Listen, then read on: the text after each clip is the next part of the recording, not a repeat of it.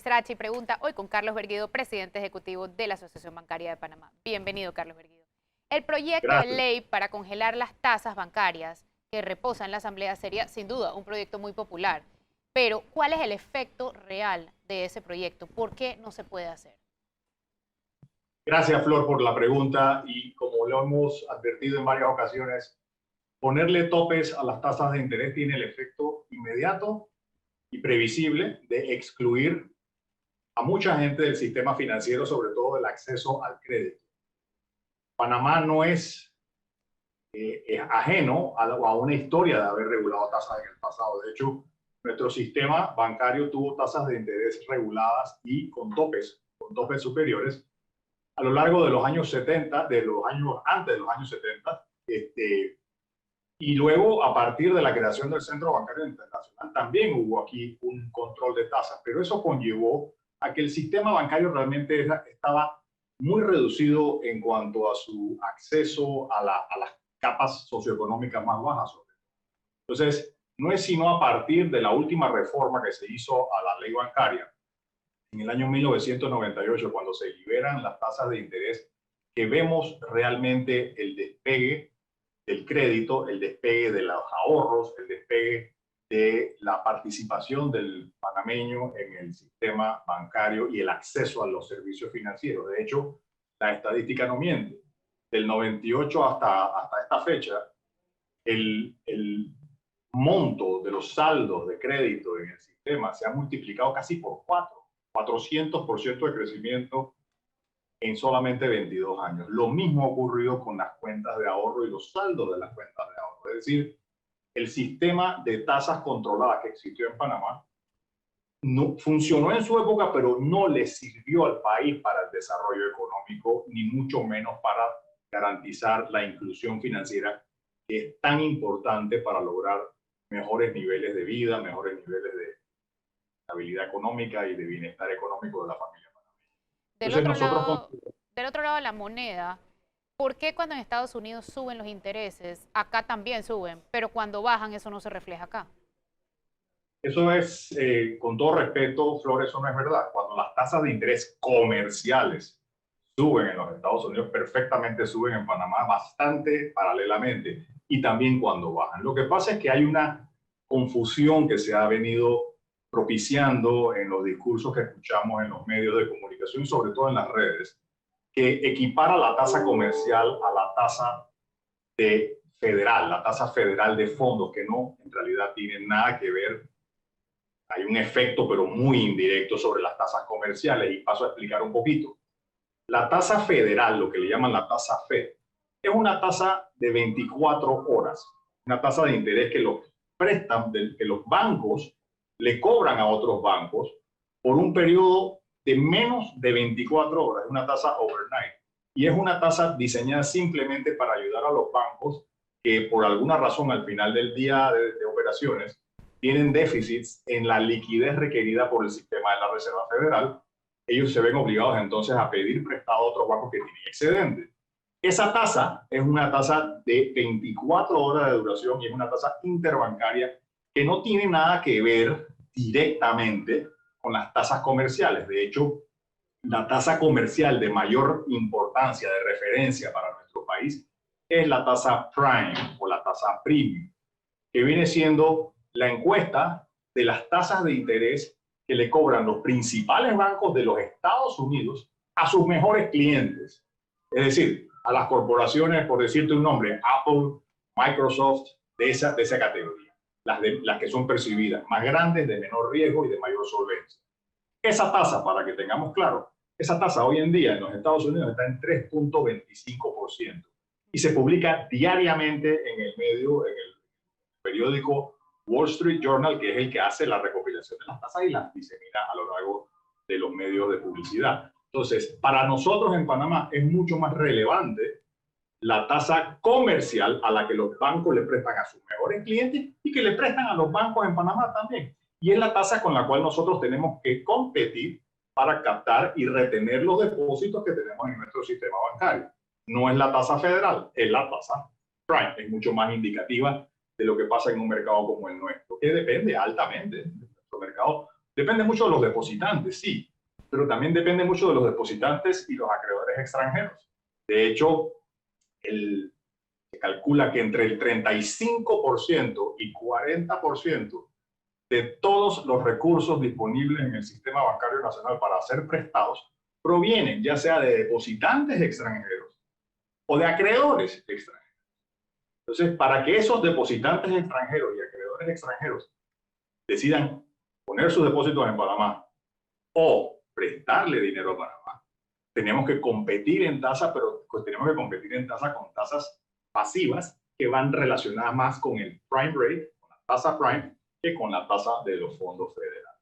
¿Cuál es su respuesta a quienes alegan que las tasas de interés en Panamá son muy altas en comparación con la región? Eso es totalmente falso. Es totalmente falso. Las tasas de interés sobre préstamos en Panamá a lo largo de toda la gama, desde las tasas de interés de un préstamo personal común y corriente hasta las tasas de una hipoteca a 30 años, pasando incluso por las tarjetas de crédito que tanto han mencionado algunas personas en estos días, En redes. son más bajas de América. Son las tasas más bajas de América Latina. Debo decir, claro, que en Estados Unidos existen hipotecas más baratas en Panamá que Panamá. También existen tarjetas de crédito que pueden ser comparables con las tasas de Panamá. Pero las tasas de interés de Panamá en general son las más bajas de toda América Latina. Y te traigo un ejemplo muy citado frecuentemente en Costa Rica, que es nuestro vecino y que siempre muchas de las personas que impulsan iniciativas se inspiran en temas que pasan en Costa Rica. La tasa de interés en estos días de todos los préstamos le pusieron un tope de usura, que le llaman allá una ley de usura que pasa. El tope nuevo, después de la ley de usura, es casi 37, 38% anual. Aún bajándolo de 49% que cobraban algunas tasas de interés en tarjetas de crédito al nuevo tope, ha ocasionado casi que automáticamente en estos últimos 2 meses la cancelación de 250,000 tarjetas de crédito que estaban en manos de personas en Costa Rica, de aproximadamente 180,000 personas, que se ubican precisamente en los sectores de la población socioeconómicamente más vulnerables. ¿Por qué? Porque son las personas que tienen un índice de riesgo percibido como mayor y por ende los bancos dejan de prestar porque inmediatamente el riesgo de seguir prestando en esos sectores se hace demasiado alto para poder seguirlo prestando y seguir asumiendo pérdidas bajo niveles de tasas de interés que no son lo suficientemente amplias. Eso okay. Tenemos que ir a un cambio, ya volvemos y ahondamos de esto en el segundo bloque. No se vayan, esto es Flor Misrachi Pregunta, hoy con Carlos Berguido, presidente ejecutivo de la Asociación Bancaria de Panamá.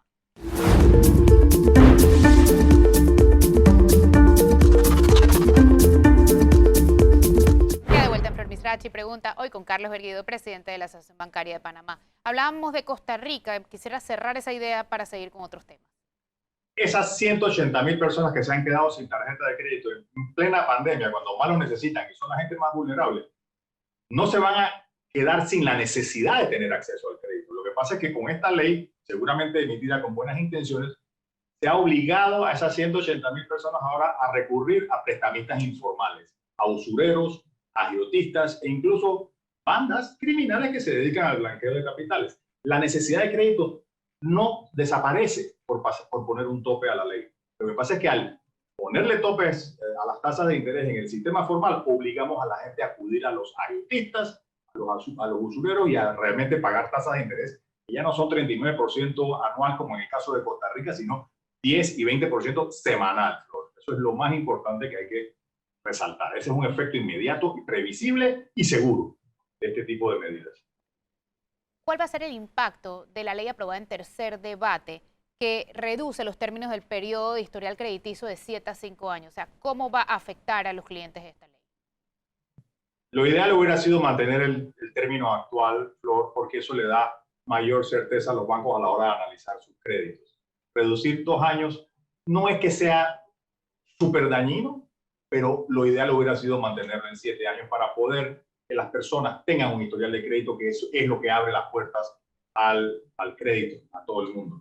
La Asociación Bancaria emitió un comunicado la semana pasada en el que dice estar preocupado por las leyes de la Asamblea que atentan contra la seguridad jurídica de la banca. De estos proyectos referentes a la banca, hay como 15 en la Asamblea. ¿Cuál es el más dañino y por qué? Yo no quiero hacer una mención específica de ninguno en particular, más allá del proyecto del cual comentamos, que es el que pone topes a las tasas de interés.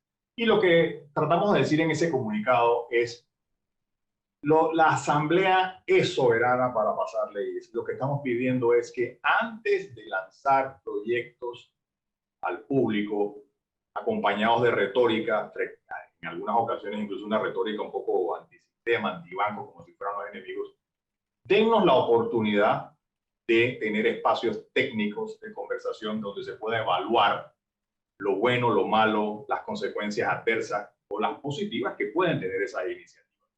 El marco legal panameño ha cambiado. Tenemos 50 años de tener el Centro Bancario Internacional y a lo largo de estos 50 años que se ha construido el centro bancario, uno de los pilares del bienestar de nuestro país, ese marco legal ha evolucionado. Pero cada vez que evolucionó fue producto de mucho consenso, de mucha discusión, de mucho estudio, de mucho diálogo sereno y ha logrado muy excelentes resultados para el país. Lo que estamos pidiendo es que cualquier modificación que se haga antes de lanzarse a los medios de comunicación y al público y a acompañarlo de ese discurso, que se estudie serenamente, que llamemos a los economistas, llamemos a las personas que nos pueden ilustrar mejor sobre las consecuencias de esas iniciativas. Pero Recordemos que cuando una asociación emite un comunicado, lo que busca es apoyo ciudadano. ¿Cómo la ciudadanía puede apoyarlos si en su comunicado no mencionan los proyectos y cuando se les pregunta tampoco quieren especificarlos? También, digo, aparte de pedir el apoyo ciudadano, es transmitir nuestra verdad, transmitir nuestra posición, porque hemos sentido, como te lo he mencionado en varias ocasiones a lo largo de la entrevista, un discurso sumamente antibanco, un discurso, y no digo que es generalizado, para nada. Todos sabemos de dónde proviene ese discurso y esas descalificaciones que se ha hecho contra personas de la banca, contra el sistema, como si el sistema fuera enemigo de la gente, cuando es todo lo contrario. Le debemos al sistema bancario gran parte de la prosperidad, el bienestar de Panamá, sobre todo a lo largo de los últimos 50 años. El clima de confianza público, ¿cómo se está viendo en peligro con la presentación de estas leyes? Es sobre todo el discurso populista. Hemos dicho siempre, no nos oponemos a que haya un cambio al marco legal, pero cuando vaya a haber un cambio, que nos ciñamos al profesionalismo, a la independencia, al estudio técnico de las cosas, tal y como se ha hecho en los últimos 50 años, donde precisamente por esa estabilidad de ese marco jurídico, de esa independencia de la regulación, de ese manejo profesional del sistema bancario, no politizado, sino profesional, técnico, eso es lo que ha permitido que Panamá proyecte una imagen de estabilidad, una realidad de estabilidad que ha hecho posible que tengamos en este país el único centro financiero de toda América Latina capaz de atraer recursos extranjeros en depósitos de algún significado. O sea, como lo dije, 35% de los recursos que están disponibles en la banca para ser prestados en Panamá provienen de fuentes extranjeras. Eso no existe en ningún otro país de América Latina y eso se debe en gran parte a la estabilidad del sistema financiero y a su manejo profesional, técnico, independiente y sobre todo apolítico. El 1 de enero, ¿qué van a hacer los bancos cuando miles de personas que hayan estado hasta ahora en moratoria no puedan pagar? Porque ¿a qué tipo de acuerdo podrían llegar, por ejemplo, los bancos, tomando en cuenta que ustedes tampoco quieren quedarse con todas las hipotecas y carros, ¿no? Por supuesto. Estamos activamente desarrollando mesas de trabajo tanto con el MEF como con la Superintendencia de Bancos para diseñar comunicados y diseñar alternativas y diseñar medidas. Los bancos van a liderar, como lo han hecho desde el mes de marzo, las soluciones a los problemas de los clientes. A ningún banco le interesa que a su cliente le vaya mal. A ningún banco le interesa quedarse con la casa y no lo van a hacer. No lo van a hacer, por más que la persona esté en dificultades. Los bancos tienen no solamente el elemental sentido de solidaridad con sus clientes, de cuyas comunidades son parte esencial sus 26.000 empleados, sino también el interés de que a los clientes les vaya mal. ¿Eso qué quiere decir? Nadie va a salir el 1 de enero, ni el 10 de febrero, ni el 15 de marzo a quitarle las casas o los carros a los clientes, porque primero que nada es muy mala proposición de negocio y segundo, sería improbable, impensable. Tendría unas consecuencias sumamente negativas al país. Entonces, va a haber soluciones, pero son soluciones que tienen que ser bien pensadas, bien elaboradas y bien anunciadas, no a la bulla de la pasión del momento. Ustedes, los bancos, nunca cerraron durante la pandemia, pero tampoco están haciendo negocios al ritmo de antes, evidentemente. ¿Se espera reducción de empleos y sucursales? Es más que probable. De hecho, cuando mencioné la cifra de empleados del centro bancario, ya ha habido una reducción que anda por 1.000 empleados de 26.000 que teníamos en el sector hace unos meses, ya hay 25.000, es decir, hay una reducción de 1.000 y eso se debe sobre todo a personas mayores, personas de alto riesgo, personas que han decidido acogerse a su jubilación y no han sido reemplazadas. Por supuesto, eso tiene mucho que ver con un menor ritmo de negocio, un menor ritmo de trabajo en cuanto a nuevas captaciones o nuevos préstamos sobre todo. Y es previsible que esta transición hacia un mundo mucho más digital haga también que algunas sucursales parezcan ser no tan necesarias. Entonces, sí, es previsible que eso ocurra. Al igual que le ha ocurrido al resto de la economía, los bancos también han sufrido pérdidas importantes en su negocio. Entonces, es muy importante ajustar la estructura de costos para hacerle frente a esa reducción en sus utilidades, incluso muchas pérdidas que puede terminar arrojando al final del año. Vamos a otro cambio comercial, ya volvemos. Esto es Flor Misrachi Pregunta, hoy con Carlos Berguido, presidente ejecutivo de la Asociación Bancaria de Panamá. No se vaya.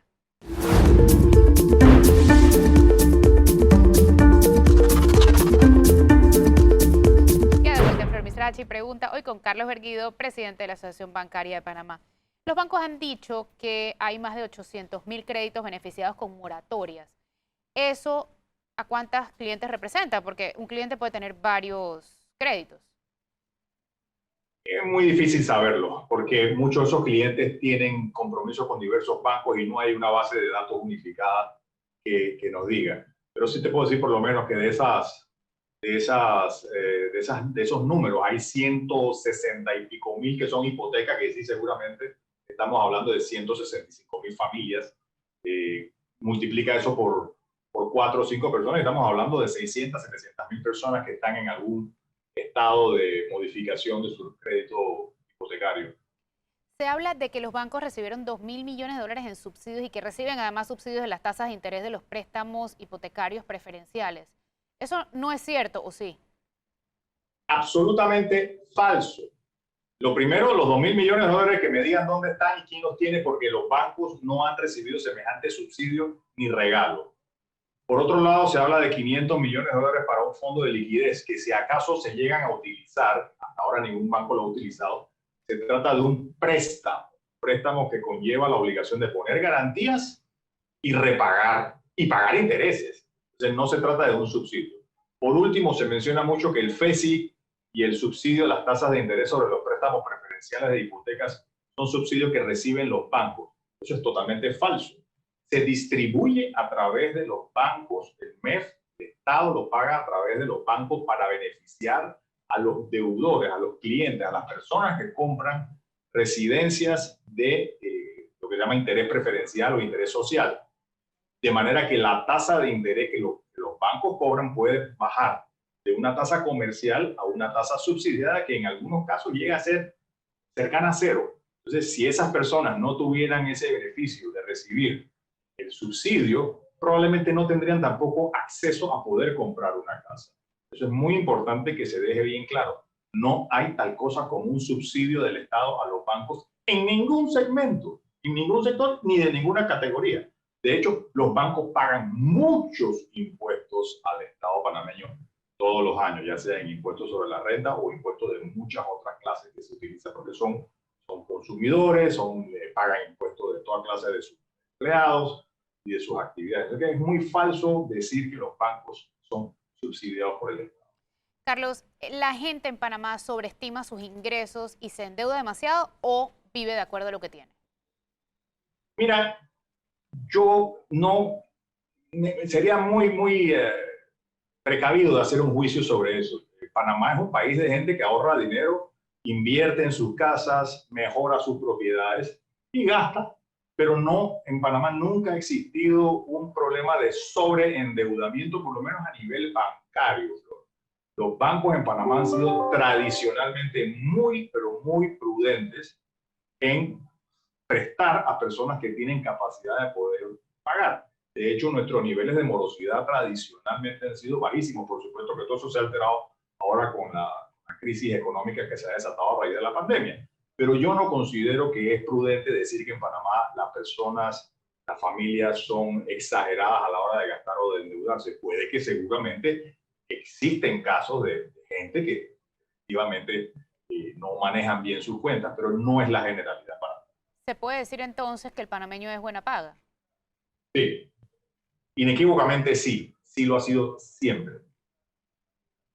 Y eso lo demuestran las estadísticas de la banca, de la superintendencia de bancos de toda la vida. Muchas gracias por acompañarnos hoy. Esto fue Flor Miserachi Pregunta, hoy con Carlos Virguido, presidente de la Asociación Bancaria de Panamá.